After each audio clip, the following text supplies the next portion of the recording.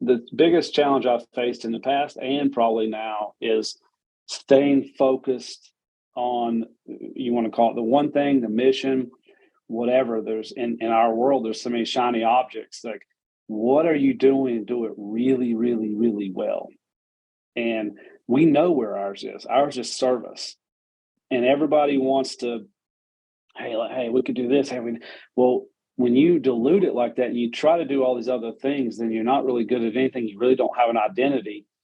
And so the thing I really work hard on is keeping our vision and our focus straight ahead. All righty. Welcome back to Are You Winning?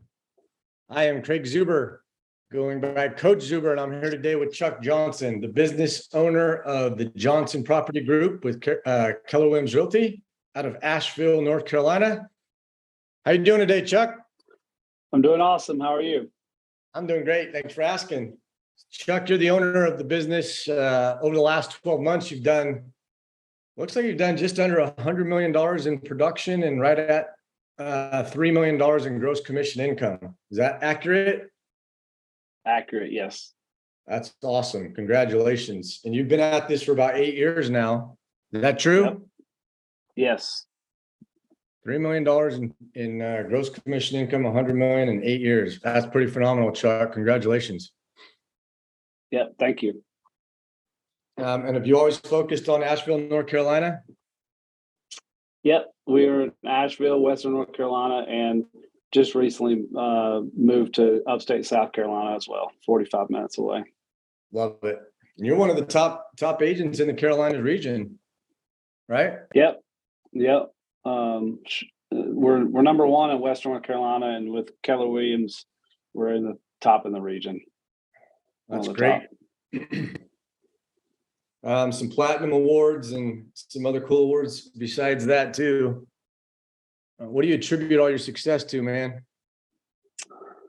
My coach. A lot of things. One obviously is you're my business coach, and we get some really detailed stuff. And a big, huge part of our success is our agents. And I just can't say enough about their willingness to learn. And honestly, we're a team that we go to a lot of events with KW, someone's doing it better or somehow serving their clients at a higher level. We're going to copy them. We're going to do the same because our ultimate goal is serve our clients. Love that. So Chuck, one of the opening questions I love to ask all the guests that show up on the podcast is, are you winning? Absolutely, yes. Winning. Yeah. What you winning at? We're a very, we talk about it every day of the week, every meeting we have of serving our clients. So to us, winning is when our clients are being served. And that's two ways. One is the service. The second is, are we truly their expert? An analogy I like to use is like my accountant. He's literally an expert, can quote IRS code. He knows it inside out. Or you can get an accountant that sends you a sheet each year and says, give me all these items, and you get no advice and they just fill out a tax form. Which agent are you? And we're going to be those agents that know the business inside out because we're getting paid to be that expert. That's how we serve. You always operated that way? Yeah. Even when I was a real estate appraiser. Yes. Very important. It's integrity. Before you got into real estate, Chuck, 8 years ago, you were a real estate appraiser? Yeah, I was an appraiser for 20 years and taught real estate appraisal as well. Oh. What made you make the leap from appraisal to or appraising to selling? You really want to know? I do. Absolutely. Honestly, I taught and I was a USPAP instructor with appraisals and I liked it. I just didn't like someone was always upset, either the lender or a homeowner or someone. And it just wasn't gratifying at all. And this business of actually, and that created the lending process. I became an expert in all the fields of real estate. And then this is so rewarding because you're taking a first-time home buyer or somebody that's lost a spouse or whatever it may be. You're their expert. Because of you, they negotiated a better deal. They got that house. They sold that house, and it's just the most rewarding thing. And it basically it fills your heart basically. And appraising it's just numbers. It just doesn't do that. And so just one day you woke up and say, today's the day that I'm going to become a real estate agent? Yeah, I mean, I had my real estate license, and I think you're the same way from knowing you. I operate in pretty high integrity, and people would call and say, "Hey, will you list my house?" And I'd actually say no, and I had my real estate license, but I said I'm not full time at it. I'm an appraiser. I don't feel like I can do you justice. And then it finally just hit me. I'm just not happy. I'm really good at this, really good, but I'm not happy. And when I sell these few houses here and there and help somebody, I'm happy. And that's where it clicked. All right. So 8 years, $100 million in production. That's pretty significant. So if you had to put modesty aside, Chuck, what traits do you have that make you a badass in your role at leading a real estate team? Well, I mean, honestly, I think one of the things that I pride myself on is if I'm in a room, I'm going to be one of the smarter people in the room probably, but I'm going to listen, and I will listen to. We can have someone brand new on the team, 20 years old. They will come in first day, and if they say something, they say, why don't we do this? I am listening. And what I talk about all the time is I don't care how smart you are, you need to listen to others. I think Gary said it on stage, some of his best thinking is done by others. The guy that owns this company, it's a billionaire, said that. And that I think that's part of it is I'm just always willing to learn. I think knowing me, I don't think you get much pushback from me. Whenever you're like, why aren't you doing this? I'm like, that's a good idea. And I think a lot of us miss that. We're like, oh, I got this figured out. I'm the man. No, actually, you're not. What business we do, there's teams that do that in a month. So you don't have it all figured out. And I just think stay humble. And the other thing is it's focused on service. When you focus on other people, great things always happen. So you focus on other people. You listen at a deep level, you're humble, you're growth minded, you're coachable, and you listen to new ideas. Yes. Is that about sum it up? Yep. Anything else you want to add? We don't always chase all the ideas. Some of them are bad ideas. And once I get with my coach, we nip some of those. We're talking about what makes you a badass, not what makes you a other ass. Yeah. Just kidding. All right. So what about some lessons, man? Toughest lessons that you've learned in your career or in your role? What do you want to share with us? So, there's one at the very top. And I think it's every single person, unless they've been taught from a previous career, and every team, and it's hiring. It's hiring or partnering with talented people. And I could quote 20 things that I've learned from you, and I'll just share a couple. One of the things I love that you say is when you hire talent, 95% of the training is done on day one. And all that means is if you hire me and I've never done it, I'm going to go watch videos. I'm going to study it. I'm going to figure out how to do it. You're not going to have to hold my hand every day. And the second is, again, something you taught me is, and I've shared it thousands of times already. When you're an NFL coach looking for a wide receiver, stop saying I want a wide receiver.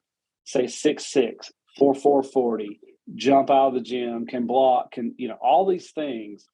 And so then when you come up with criteria that would match someone that's successful in that role, then at that point, we're just looking for criteria. And then lastly, along that is, I don't do that myself. Every decision I make is always ran minimum 3 people, probably 4 people. We run it. I run ideas past them, and hiring is always just like career visioning. We go through the process, and one of those last interviews is 4 of our agents. And if one of them nixes the person, they're nixed. They're not getting hired. Just one. So it's also trusting that those that that are around you. So usually lessons are defined as potentially like maybe I made a mistake or a failure or some, right? Like it's either we win or we learn. So what were the mistakes? Like, did you hire too fast? Did you bring in the wrong people? Skip steps through the process? Tell the world you were looking for a football player when you're really looking for a wide receiver? What All give us five an of those. All 5 of those. So first, it's and I'm sure there's a lot of people like me that are very optimistic. Okay, well, this person can't really talk or really come back and be able to talk to people quickly, or this or that. And I'm like, oh, I can teach them. Everything is I can teach them. And I'm here to tell you, no, you can't. You can take a person that's pretty good and you can help them, and you can maybe get them from a 6 to a 7 or 8, but you're not going to get a 6 to a 10. And so it was stop being so optimistic and change my filter to start looking for, because I love every one of them. I want to hire every person I meet, and change that to something else you said is your best hire are the ones you didn't hire. And that's hard for somebody like me. And yet when you do it, you realize what you avoided. So you don't know that until you've had 20, 30, whatever problems that something happened. And then once you finally learn, okay, how about if I just totally avoid that? Is it worth it? And it's not worth it. And of course, the wide receiver thing you're talking about, and it's also 30, 60, 90. We just weren't doing any of it. How it's funny. It's everything Gary says. It's everything Keller Willams teach. Just do what they teach, right? And the 30, 60, 90 is another one. We used to be quick to hire, slow to fire, and or depart, or whatever you want to call that word. And it's really should be the other way around. And the 30, 60, 90, when you lay it out very clearly, it's very easy. Are you meeting this or are you not? If not, it's okay. We'll help you find something else, and we'll move on as well. So it sounds to me like you started to get pretty clear, right? Clarity is absolutely power, but clarity is also a process of elimination, right? In order to get clear, you got to eliminate things, not add things. So by slowing down and getting more and more clear about who your ideal team player is, what your expectations were, what the standard was, the fact that they're a 6'4" wide receiver, 220 pounds, that can run a 4.4 40, has a 4-foot vertical leap and never drops a pass. When 100,000 people are in the stands or 20 million people are watching, is really different than asking the world for a football player. That's what we're saying. Clarity is really powerful because by saying exactly all of those characteristics, you're eliminating so many other people. Yep. Yes. And part of career visioning is bringing in other people to help evaluate the person. Don't skip that step, because especially if you're very optimistic, I can always help people person, you may make mistakes simply because you see good in people, and you can see good in everybody. Absolutely. Yeah. These are tough lessons, man. When you want to help people and you want to grow a business and you got people that want to be a part of it, you just got to be able to execute. And the more you execute, the more lessons that you learn, the mistakes that we make. And I think that's probably the biggest deal, right? Is you take action, you execute, you reflect on what you executed, you make adjustments because you're growth minded, and it's accelerated your growth, which is awesome to watch. Yeah. And I can never leave this out. If you don't have some sort of business coach or something, you need a coach that's going to say, you know what, I don't agree with you, and then here's why. You need a strong coach that will disagree when or at least tell you because a coach's job is not to agree, it's to see your blind side. And what I love about you as a coach is you're just looking out for my blind side. When you disagree with me, or tell me, what about this or what about that? It's always because there's something I'm not seeing, because I'm right in the middle of it. You're 30,000 feet up looking down. And who can see that clear? You can see it much clearer than I can.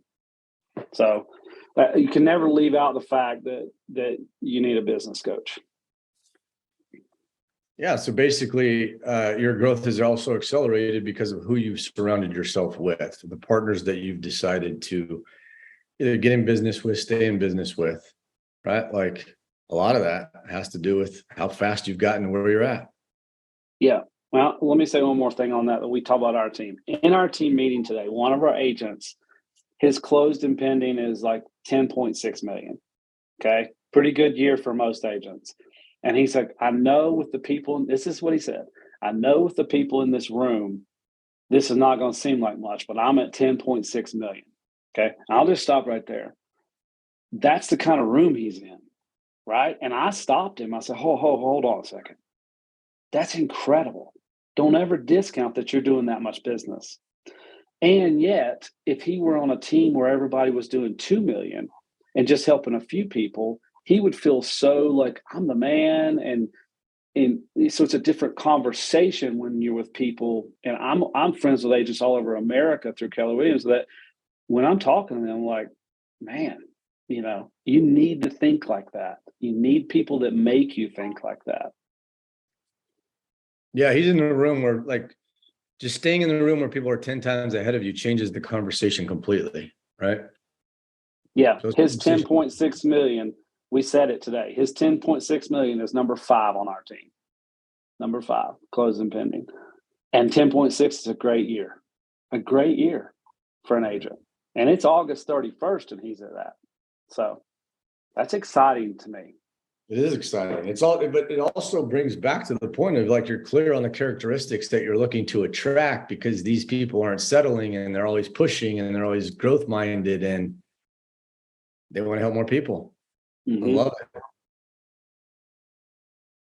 And there's plenty of bumps in the road as we go. I mean, it's not, it's not all daisies, that's for sure. And nobody's is. Let's talk about some of those bumps. What's the biggest challenge that you face in your role right now?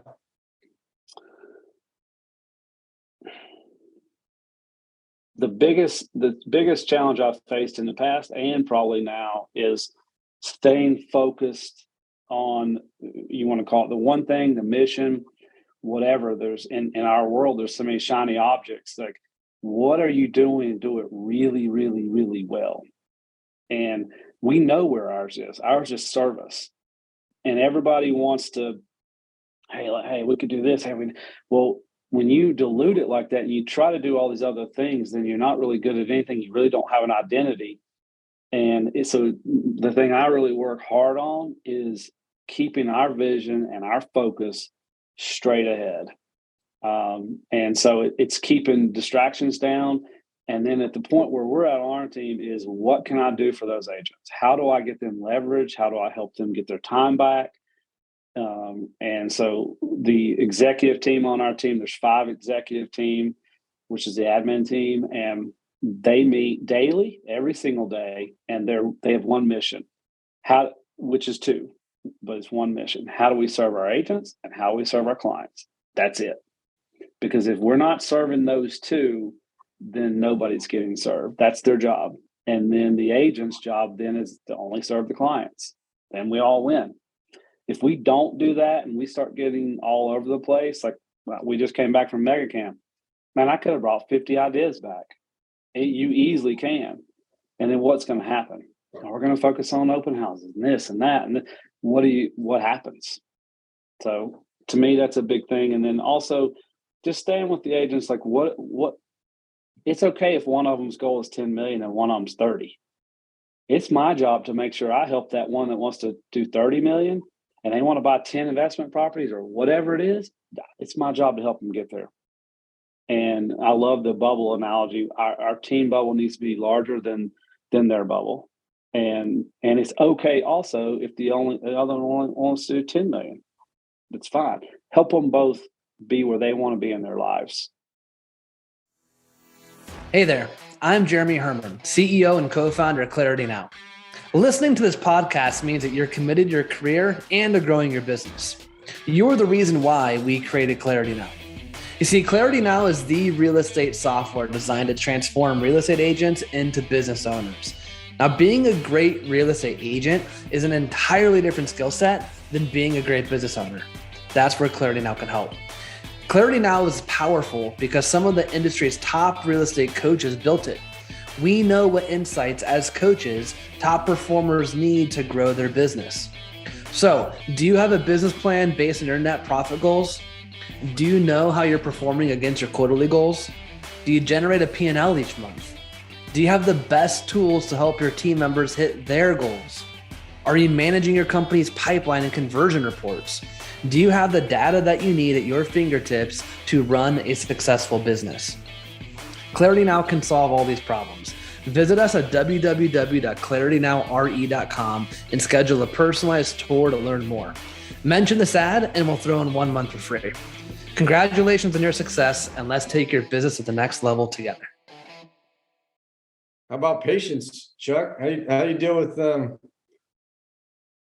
one of those little challenges of you having patience and looking at the big picture instead of instant gratification? Yeah, you know that hot button with me. That's probably my biggest challenge, and it's something I fight constantly. Is if we are doing something, I want it done right now. I want it implemented right now. And I'm good at listening. I was at just a American camp and I heard someone say they changed their name. I think he's out of Myrtle Beach. He said he changed his name from his name to a different name, and it took 14 months. And I was like, oh my gosh, I would die if it took 2 months. And so, but it made me think everything just doesn't happen instantly. And so that's something I work on all the time. And I don't think it's a total bad thing either, that, if you're doing something in your business, you expect it to be done in a timely manner. I think there's a balance there. Yeah. So yeah, that's what I have written down here. The two things that are your greatest challenge are patience and potentially distractions, or staying focused on one thing when there's so many opportunities coming at you. Right? Like understanding the difference between a opportunity that is a distraction versus the opportunity, which is your endless pursuit. Is there anything specific that you do besides keeping your vision in front of you that helps you eliminate or mitigate the distractions? It's just always top of mind for me. There's things we do in the business that I feel like make us successful, but as far as to avoid distractions, it's just not really. It's just top of mind. It's just, nope, we're not going down that path. Nope, we can put that down for our later. That's not what we're working on right now. You just cannot. Everybody's got ideas, and you just cannot say yes to all of them. Right. How long did it take you to figure that out? Quite a while now. I just want to think of businesses where I can sell to agents because they'll buy it, and that's bad. But it is. It's our business. Like, can I pay? An agent thinks, can I pay and get the leads and this and that, and it just seems like our world anymore. Nobody just wants to do the basic things. And where we've gained success is we just do everything, all the basic stuff that's in Ignite really well. Yeah, the foundational pieces that matter the most, right? Like, I don't know, a lot of creativity, but if you read the red book, the MREA, you attempt to be creative without the foundation, it tips over. Yep. Do all those really well. Practice and role play, that's 5 days a week, right? And just today in team meeting, an agent said they got an offer at $425, and she was able to get them all the way up to $465 for her seller. They're now under contract. And that is such a huge win, because if we didn't practice all the time on how to negotiate and get people up or get them down, whoever we're representing, she wouldn't be able to do that. That doesn't come naturally. Even that, everything we do is a system and a model. Even down to negotiating is, same side of the table. We're not coming at them with iron fists. We're working them for our clients, and our clients win because of it. Yeah. So speaking of getting places faster, right? Like, give us an idea. So knowing everything that you know now, what are the prescriptive marching orders that you would give to somebody that wants to get where you're at today in half the time it took you? So one thing I haven't mentioned, but I always mention that, to me, this, probably not everybody, but this is me, is for reading clients and help. Like, we talk about DISC all the time on our team, every day of the week. And I encourage anybody listening to go look and see what DISC is.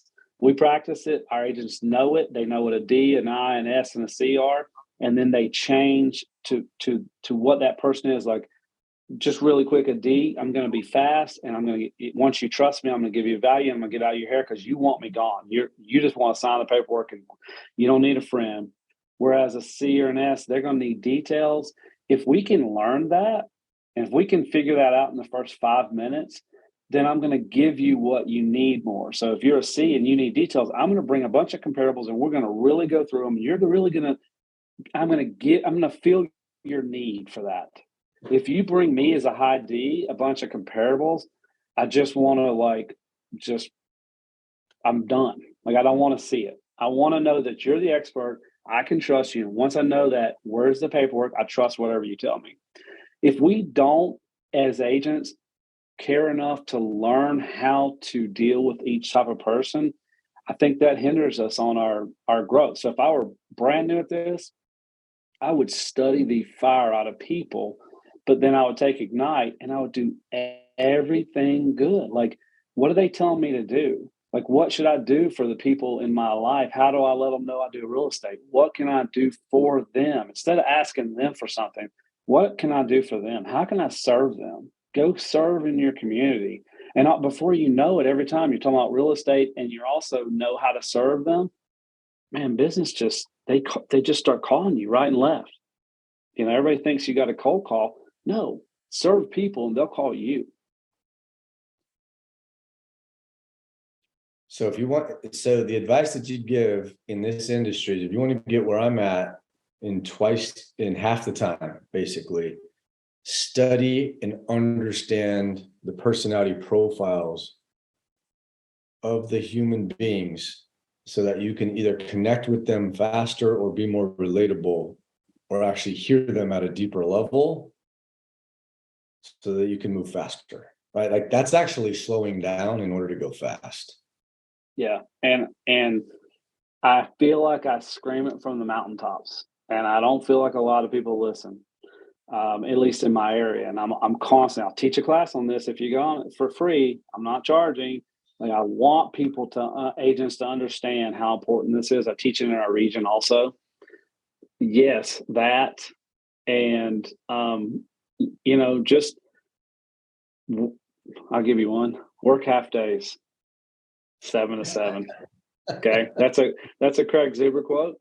And I'm just telling you, if you get in this business and you're just starting out, another one I heard that's so good is you use half the fuel taken off on the airplane. And then once you get to cruise altitude, you're not using as much fuel. It's so true. Like, you want to get there half the time. Come in and just get it and take every single class. If you're with a company that offers training that you can take that is specific to what we're doing, and really, like, be a student of this game and put the time in. And that's how you win. Like, everything I'm telling you, I've learned or copied from someone else. There's nothing that we've talked about today that I've made up. Is that crazy? I thought I was all that, and I'm really not. Success leaves clues, right? Gary says it over and over. But what's funny about all this, Chuck, is like, okay, so I'm listening to it and going, okay, so if you want to get there in half the time, we're going to study people. Great. And we're going to listen and we're going to go deeper, and that's going to help us get there faster. But if we also want to get there in half the time, then you have to work, then maybe you should work half days.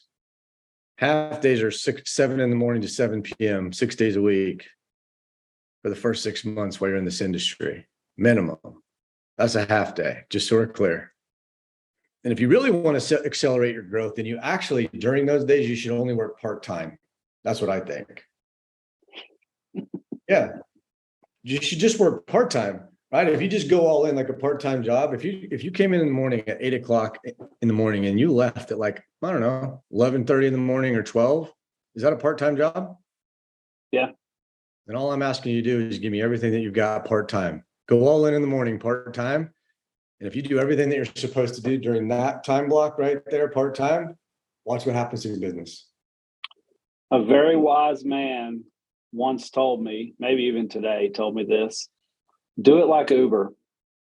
And Uber is when you're on, you're picking people up. Be on, period. Your app is up, you're picking people up. And when you're off, turn your app off and you're not Ubering anymore. But when you're on, you got to be on. That's when you make your money. You got to be on. And so when you're at the office and another agent comes in talking to you, your door should be locked or whatever it takes to where you can be focused in those hours and do what you have to do to serve your clients at a high level. And the last one that's just, it's very obvious, but sometimes missed is follow up. Follow up, follow up, follow up. Yeah, 90% of our business comes from following up with people, right? Following up and following through. They kind of go hand in hand. Yep. And following up also has to do with relationships. It also has to do with patience, right? And also like instant gratification. I want it now. I want it right now. But if most of your business or 90% of it comes from consistently following up because you're building a relationship and checking in, then maybe you should slow down to speed up. Yeah. Yeah. And is it about you or is it about your client? Like we have, I know this sounds like a crazy rule that we're not allowed to talk about commission on the team at all. And that's simply because if you do, you start putting a dollar amount on people's head. And it doesn't matter if they're buying 100,000 or $1 million, they both need adequate representation and someone to be their expert. So be their expert no matter what they're buying. Serve them, and then they just tell more and more people how amazing you are. So the Zig Ziglar, help others get what they want, and you'll get what you want. Love that. Let's switch gears a little bit, man. You got to tell me something that you've been doing this for 8 years. Anything top of mind that's like the funniest thing that you've experienced in this industry? Any story that comes to mind? What you've walked into, what you've heard? I got one funny. We were at a house, it's vacant, no water. We're walking around and the person's little 3-year-old, like we thought that she was right beside us the whole time. Well, she went in the bathroom and pooped in the toilet and there's no water. So we had to drive to the grocery store, leave this showing, drive to the grocery store, get a bunch of gallons of water so we could flush that toilet. So that's service right there. We get crazy stuff like that. That's service. I love it. I remember when my son Zach was 5 and my bride Nicole was out showing property. Decided to take Zach with them.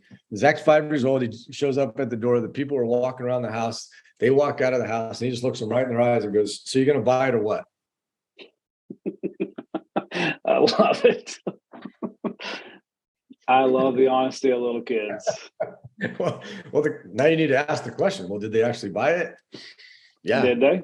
They did. This business is so cool, man. You see so many cool things. The one thing you don't want to do once you're in this business is watch any of those home flipping shows or whatever. Honey, I've seen every design, every house. Like, I guess I'll watch it with you. Yeah, it's called entertainment, man. You want entertainment, go do that. What did I not tell you that I should have told you? Oh, we're not done yet. We're going to flip over to the Clarity 5 right now. You can tell us what television show or television series that you're currently streaming right now. Well, good or bad, two of them that we like is Big Brother and Yellowstone. Yeah, love that. Yeah. I watch Yellowstone as well. Love it. Yeah, Big Brother is incredible. I'm a very much about your mind, and I just, oh my gosh, it's if you don't know the show, do you know the show? They vote each other out. Yeah, I know the show. I just don't watch it. Yeah, and I mean, you got attorneys or all kinds of stuff that come in there, and they won't tell who they are. They'll tell, oh, I just buy groceries, or they say all kinds of stuff because they don't want somebody to think they're smart. And man, the games they play and the lies they tell each other. And it's just funny to see the ones that can read those and the one. I mean, there's some of them. They're like, they go in the diary room. They're like, yeah, I know he's lying. He's telling me this. This doesn't add up. And the other ones are like, oh, he's got my back. And the very next week they vote him out. So it's interesting. How about a book? You got a book that you've read that has made the biggest impact on your life or career? Got something that stands out? Yeah, for sure. A lot of books, obviously the Red Book, but the one that really has just changed the way I think is building a story brand. And I just love it. I mean, I love it because because it's me also, but it's your client is always the hero and you're always the God. You're never the hero. And it just resonates with me. And it resonates with people. Like you can tell me all day long, you're Coke and you've got 5,000 warehouses. Great. Good for you, Coke. But if you show me a commercial that's got a family and the Coke helps them have a good picnic and family outing, it resonates with me. And so we have everybody read that book because I want them to learn how important it is to put your client ahead of you. It's awesome. How about a specific leader or a human being or a person that you study the most?